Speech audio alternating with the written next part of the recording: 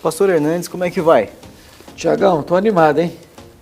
Eu acho que o programa hoje tem algumas perguntas aí meio interessantes. Tem. O senhor está preparado? Vai. Se tiver muito difícil, você responde para mim. Qualquer coisa a gente chama alguém aqui, chama o Felipe para responder. Não, o Felipe é doutor no assunto. Eu estou vendo aqui um assunto que, olha só, galardão. A gente ouve muito falar isso, né?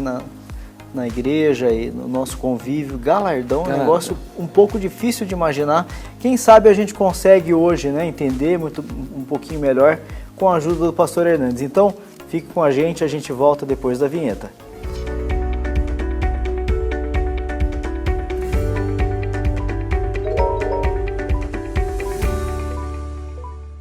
Estamos no ar com mais um Trocando Ideias. Muito obrigado pela sua presença conosco aqui. Eu quero agradecer imensamente, pastor Hernandes. Obrigado pelo seu tempo conosco aqui. Privilégio. Viu? Quer participar com a gente? Você não pode sentar aqui com a gente, mas você pode mandar a sua pergunta, a sua participação para cá, assim como a Fátima, o Fernando e o Fernando Garcia fizeram hoje. Mande um e-mail para nós, trocandoideias@lpc.org.br.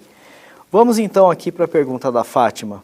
Pastor Hernandes, eu agradeço a vocês por esse programa tão edificante. Minha pergunta é sobre o galardão.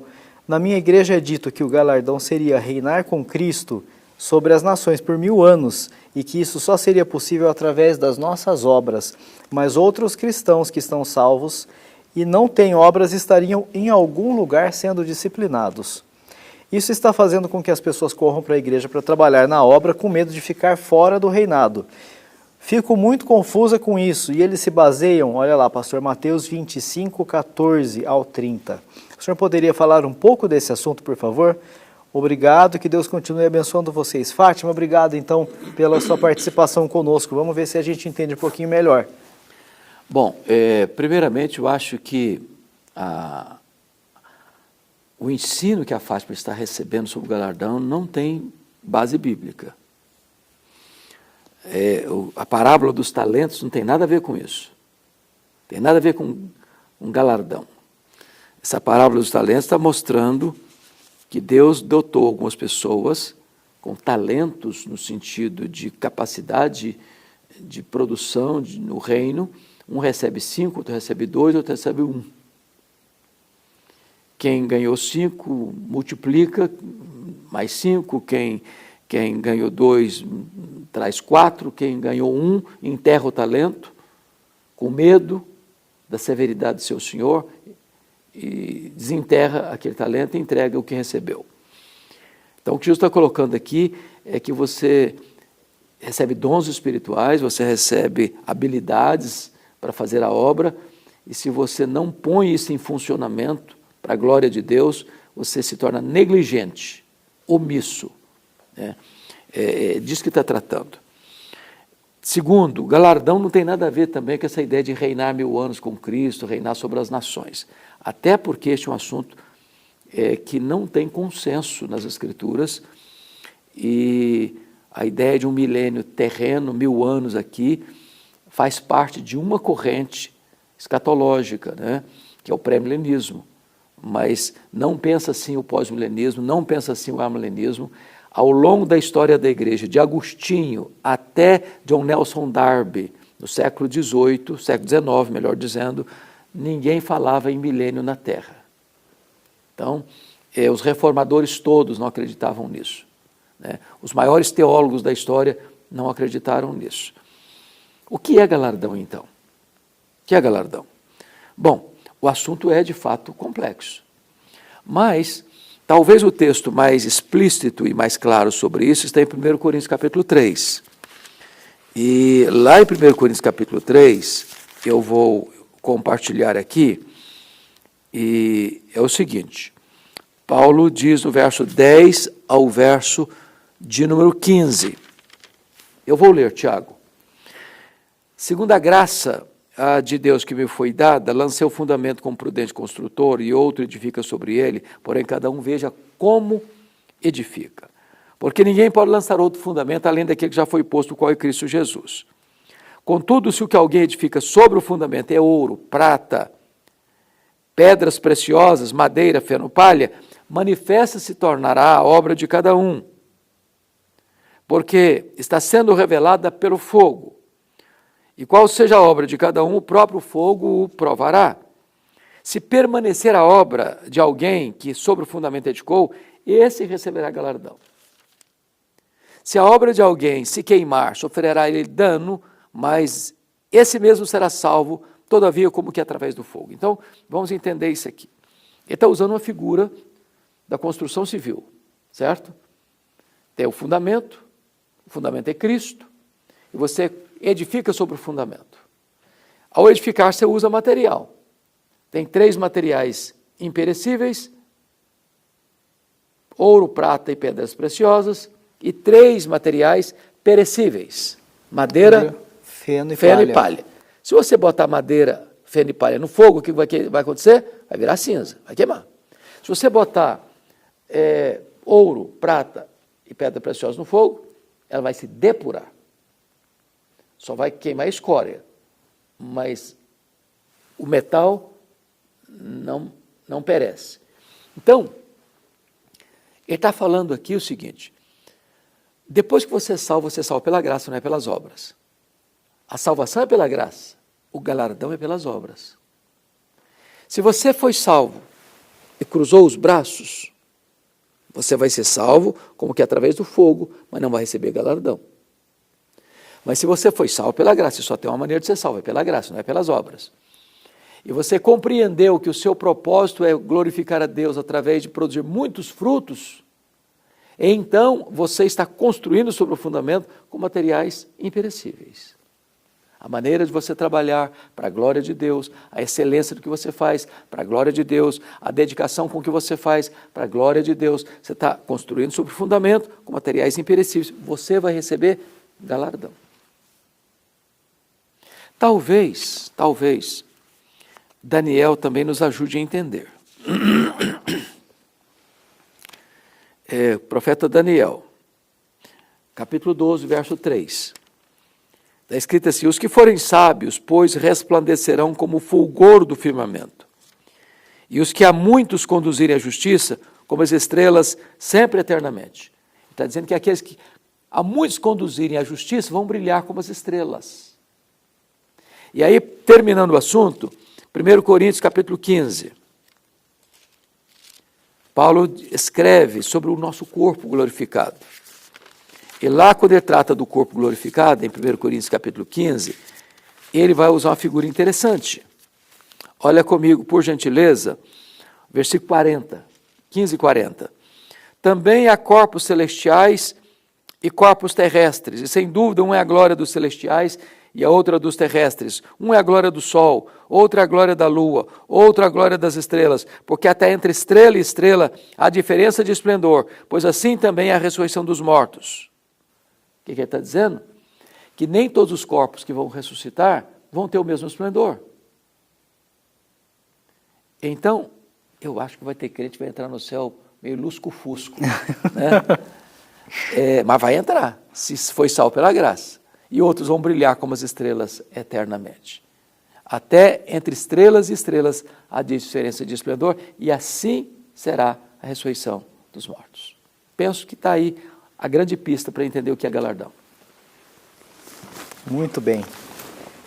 Deixa eu botar meu queixo de volta no lugar. Vamos para a pergunta do Fernando Prado. Pastor, como entender as orações imprecatórias? Devemos orar dessa forma nos dias de hoje? Ô Tiago, quando você lê os Salmos, você vai ver, sim, orações imprecatórias, invocando o juízo de Deus sobre o mal. Nós devemos odiar o mal, mas nós devemos amar as pessoas. O apóstolo Paulo, para mim, trata bem desse assunto, lá em Romanos capítulo 12, quando ele lida com o fato de como o cristão se relaciona com seus inimigos. E ele não diz que você deve odiar os seus inimigos. Ele diz que você deve amar os seus inimigos. Você deve orar por eles. Você deve vencer o mal com o bem. Ou vencer o mal com golpes de bondade. Então, quando você vê um cristão fazendo orações imprecatórias, evocando sobre a pessoa maldições, parece que ele não entendeu o espírito neotestamentário do Cristo que, sendo pregado na cruz, cuspido e esbordoado, a primeira palavra que ele profere na cruz foi esta: Pai, perdoa-lhes, porque não sabem o que fazem. No entanto, temos que repudiar veementemente o mal e alertar o pecador que, se ele não se arrepender, ele colherá o mal que plantou. Porque de Deus não se zomba o que o homem semear, isso ele ceifará. Pastor, vamos dar mais um mergulho na Bíblia, que tal? Vamos lá. Fernando Garcia. Gostaria de ter um melhor entendimento sobre o Evangelho de 1 João 1,8, onde lemos que se afirmamos que estamos sem pecado, enganamos a nós mesmos. E no capítulo 3, verso 6, diz que todo aquele que nele permanece não está no pecado.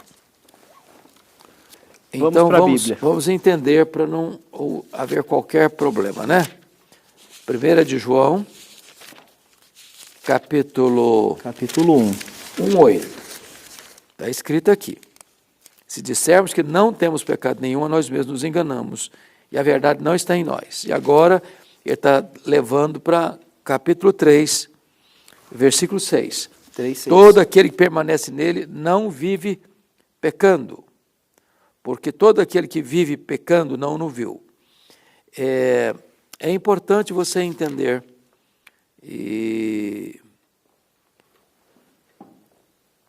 o que é que significa vive pecando. Será que João está se contradizendo? E a resposta é um sonoro não, porque, na verdade, uma coisa é você ser pecador, outra coisa é você viver pecando, ou na prática do pecado, né? A ideia aqui de viver pecando, no verso 6, é a mesma que está no capítulo 3, versículo 9. Todo aquele que é nascido de Deus não vive na prática do pecado. Qual a diferença? Quando uma pessoa nasce de novo, Tiago, ela é liberta da condenação do pecado, na justificação. Ela entra num processo de santificação, onde ela está sendo liberta do poder do pecado, até a glorificação, quando ela será liberta da presença do pecado. Mas uma vez que uma pessoa nasceu de novo, ela não vive mais na prática do pecado. O pecado não é mais uma prática, é um acidente. O que é prática do pecado? O viver pecando. Por exemplo, todo dia nós levantamos, todo dia nós tomamos um banho, todo dia nós tomamos um café, ou almoçamos, ou jantamos, todo dia nós cuidamos da higiene pessoal. Isso é o quê? Prática. Você faz, e continua fazendo, e continua fazendo, continua fazendo. Isso é prática. Aquele que vive na prática do pecado, ou vive pecando, esse não nasceu de novo ainda. Porque o cristão não faz provisão para o pecado. O pecado é um acidente na vida dele. Se ele falar, não, eu nunca pequei, eu não peco mais, ele está mentindo.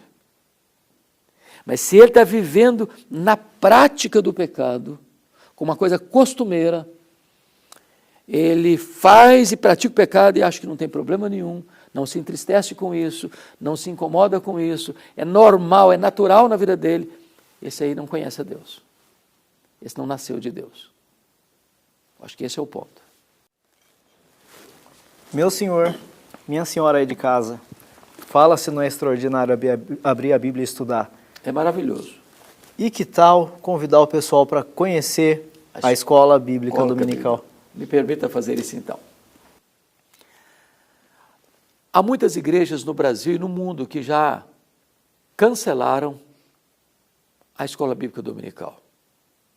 Eu quero dizer para você que é absolutamente importante nós nos debruçarmos para estudar a Bíblia. A Igreja Presbiteriana de Pinheiros tem uma escola dominical vibrante, desde o hall de berço até a terceira idade. Então, se você quer estudar a Bíblia, e lá, Tiago, nós temos um aspecto. Nós não estudamos um cursinho aqui, é Bíblia. O nosso texto é Bíblia. A nossa classe dominical é estudar a Bíblia, abrir a Bíblia e estudar a Bíblia. Não é o que o fulano disse, o que o Beltrano falou, não, é Bíblia. Porque as pessoas precisam de Bíblia. Então, venha para cá, venha estudar a Bíblia conosco, você vai ser muito bem recebido pela Igreja Presbiteriana de Pinheiros. Pastor Arival, que é o pastor titular da igreja, e eu estou lá como um colaborador, queremos receber você de braços abertos para que você venha estudar o maior, o melhor livro do mundo, a Bíblia, na maior e melhor escola do mundo, que é a Escola Bíblica Dominical. Se você está em São Paulo, não perca esse privilégio. Avenida Doutora Ruth Cardoso, 6151. Chegue cedo na igreja, estacione seu carro. Tem gente para te ajudar a estacionar seu carro. Tem gente para te ajudar a direcionar lá para dentro do templo, para separar as salas, tá bom? Aproveite essa oportunidade. Se você não está em São Paulo, está em Campinas, como Caroline, minha esposa e eu, a gente acorda, põe lá no YouTube e acompanha pela EPP TV. De qualquer lugar do mundo, acompanha a programação da igreja pela EPP TV, certo? Desse jeito. Maravilhoso. Está na hora de... Está na hora de dar tchau pro pessoal. Pois é, mas tem mais, né? Daqui a pouco. Tem mais. Tem mais. Fique de olho aí. Tchau, gente. Tchau, tchau.